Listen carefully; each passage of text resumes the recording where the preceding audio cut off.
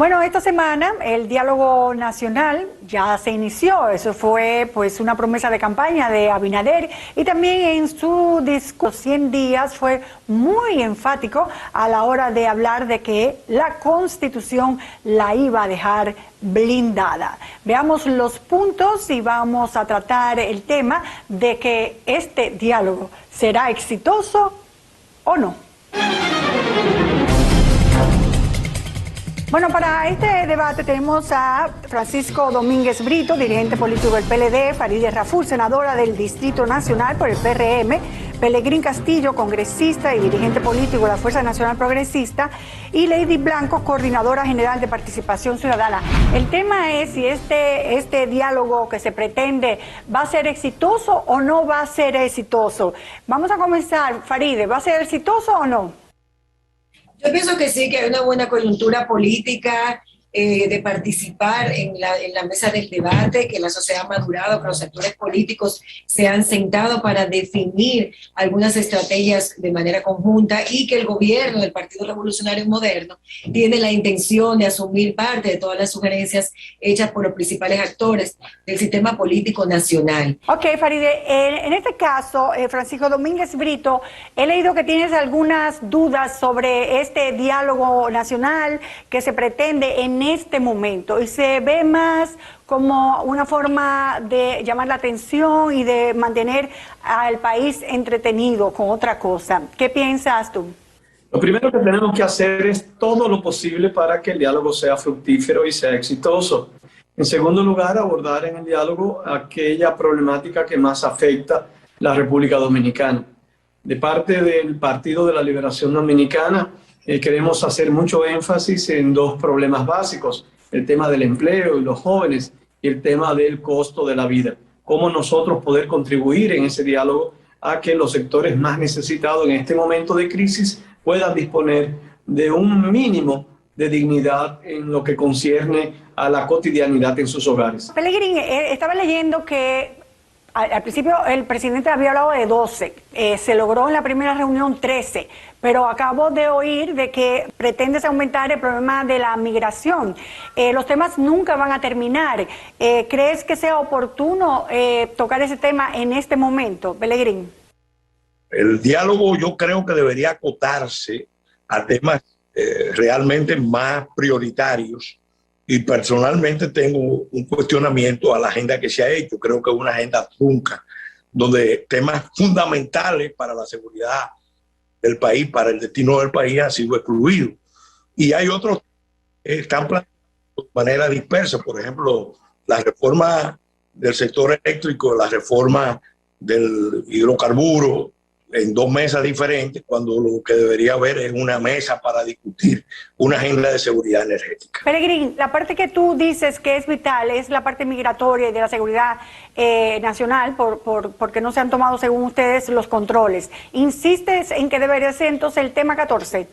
Mira, no sé cuál número, pero para mí el número de el tema prioritario es que se produzca una reunión del liderazgo nacional en todos los aspectos para abordar el mayor desafío de la República Dominicana, que es la crisis internacional de Haití y sus repercusiones. Fíjate que hoy ya el presidente está hablando de las bandas organizadas, armadas, muy bien armadas, que eventualmente pueden operar en República Dominicana. Hay que imaginarse lo que eso puede representar. Lady, este es el momento oportuno para producir un diálogo después del estrés de una pandemia, el estrés de las elecciones.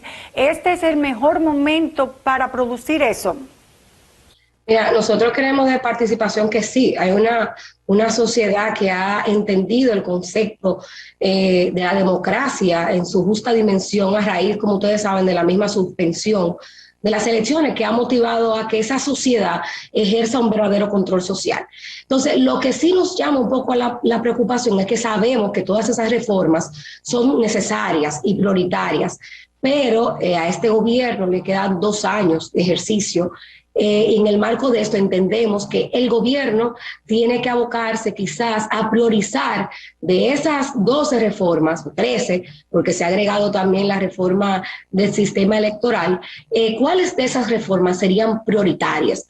Desde Participación Ciudadana nosotros entendemos que la reforma del sistema electoral es prioritario, porque no podemos ir a una eventual contienda electoral con el sistema que tenemos actualmente.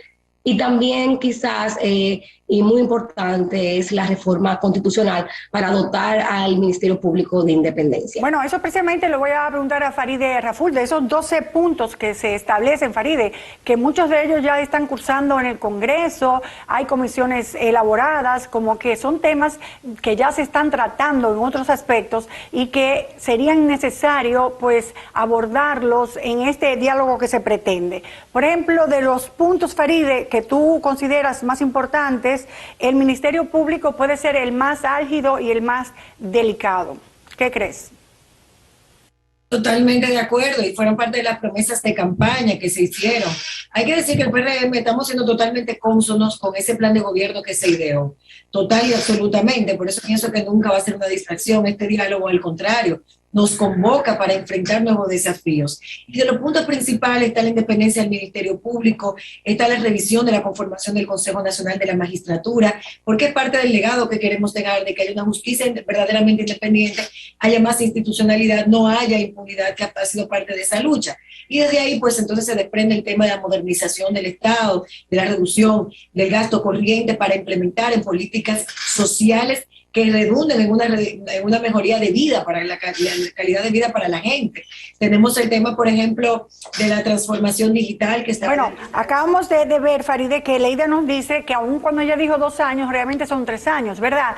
¿Va a dar tiempo a todo eso? ¿Cuál sería la prioridad? El problema es que no hay continuidad en el Estado. Usualmente el que entra modifica todo lo que el otro hizo. Entonces ese es el problema cuando nos abocamos a 12 reformas. Por eso desde Participación entendemos que es fundamental que el Estado, es importante, nosotros valoramos muy positivo el llamado del presidente, pero que el Estado priorice, el gobierno priorice cuáles son las áreas que entiende pertinentes y que en conjunto con la sociedad dominicana pues se aboque a hacer las reformas pertinentes. Farideh, entonces finalizabas, entre esos 12 o 13, ¿cuál piensas tú que es el más importante para ir focalizando, como dice Lady? Todo lo que tiene que ver con la independencia del sistema judicial, porque garantiza institucionalidad. Lo que tiene que ver con la salud de las personas, la ley y la reforma a la seguridad social nos convoca a un diálogo urgente y profundo, porque hay una demanda social.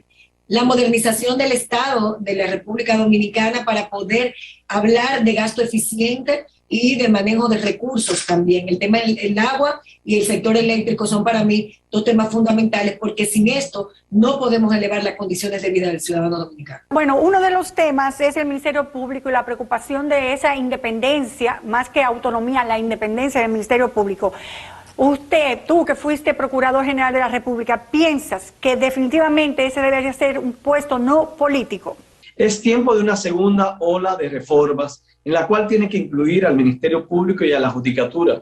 Por eso tenemos que defender la ley de carrera de uno y otro sector. Por eso debemos defender que los titulares, tanto del Ministerio Público como de la Judicatura, sean jueces y fiscales de carrera. Igual es importante que el Consejo Nacional de la Magistratura disponga de una recomposición a los fines de que sea mucho menos político, como también es necesario un nuevo sistema de evaluación de desempeños para jueces y para fiscales. Hay mucha deficiencia, hay mucha mora judicial, es decir, que los casos duran mucho tiempo y sobre todo hace falta mucho mayor transparencia.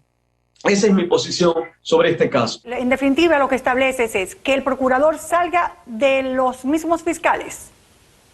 Sobre el procurador he dicho que tiene que salir de los fiscales de carrera, y sobre el presidente de la Suprema Corte de Justicia tiene que salir sobre los jueces de carrera. Eso fortalecería mucho más la carrera judicial y la carrera del Ministerio Público. Pellegrini, realmente todavía el gobierno no ha presentado un modelo a seguir de cómo quiere arreglar lo del ministerio, lo del sector eléctrico, lo del agua, lo de la Policía Nacional, la modernización del Estado, el transporte, la transformación digital, la reforma fiscal. La verdad es que el menú es tan amplio, Pellegrini, que yo no sé cuál sería tu opinión, si va a ser exitoso o no, o eso se quedará como otros diálogos truncado totalmente.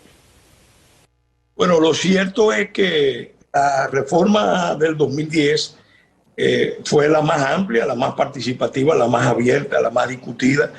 Se aprobó y a 11 años de aprobada hay aproximadamente 20, 25 mandatos constitucionales pendientes de transformarlos en ley.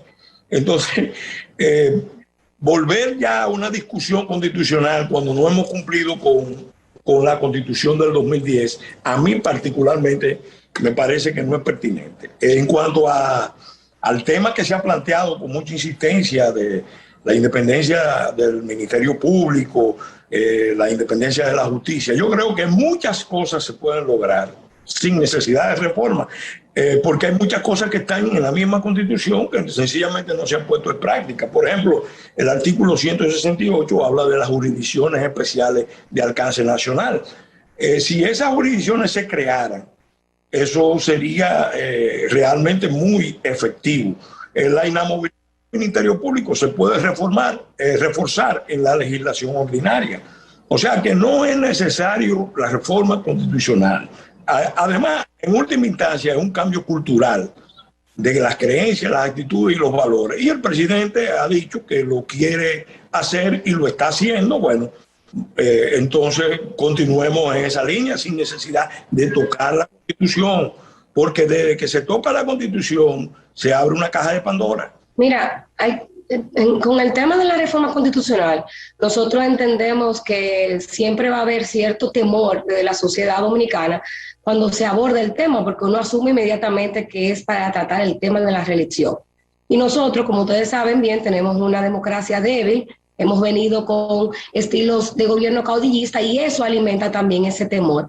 Sin embargo, para participación ciudadana, nosotros entendemos que es fundamental en esa lucha, en ese deseo de la sociedad dominicana de una cultura más transparente, un país más transparente, es que hay que dotar verdaderamente de independencia al Ministerio Público, porque es que esa independencia funcional, administrativa y presupuestaria que tiene el Ministerio Público, ¿de quién depende? Depende de un decreto, señores, depende de la voluntad del Ejecutivo y que ese interés puede estar supeditado a un interés particular en sí, por encima del interés público. Por eso nosotros hemos dicho que es fundamental que esa autonomía venga acompañada, como muy bien dice el profesor, que fue mi profesor también, Domínguez Brito, que el Consejo Nacional de la Magistratura debe ser también tener una nueva conformación y quitar al Ministerio Público, al Procurador General de la República de esa conformación y que todo el que llegue al Ministerio Público, obviamente sea de carrera, pero el que llegue como Procurador General de la República sea obligatoriamente de carrera. Igual pasa en la Suprema Corte de Justicia, que todo el que llegue a ser el presidente de la Suprema Corte de Justicia venga de la carrera, y para eso se requiere, para fortalecer el sistema judicial, se requiere obligatoriamente una reforma constitucional. Gracias, Lady. Bueno, decías de la figura del procurador en el Consejo, ¿verdad? Pero muchos establecen hasta el mismo presidente. ¿Qué hace ahí? El presidente perdiendo su tiempo. ¿Qué sabe un presidente de la parte técnica de la justicia? ¿Qué sabe el presidente para estar ahí interrogando a un juez? Farideh, hace un ratito te había hecho la pregunta de que muchos de estos temas ya se están cursando en el mismo Congreso y muchos de esos te tocan a ti también. Entonces no hay una dualidad. Respóndame a alguien esa pregunta. ¿No hay una dualidad de temas, Farideh? No, porque realmente, como se ha quedado evidentemente demostrado aquí, son muchos los temas que están dentro de la mesa para poder abordarlos. Aquí hemos avanzado, por ejemplo, con el tema de la reforma y modernización del Estado. Aquí se está prácticamente llegando a un consenso total para aprobar la ley de ordenamiento territorial, que es parte de eso, la ley de regiones únicas, que está en la Constitución dominicana. Se aprobó la ley de burocracia cero para simplificar los trámites ante la administración pública. Se está estudiando la ley de administración local, que son leyes que tenían que haberse aprobado hace muchos años, que comenzamos a trabajarle y que han tenido mucho tiempo aquí. O sea, el Congreso no se paraliza.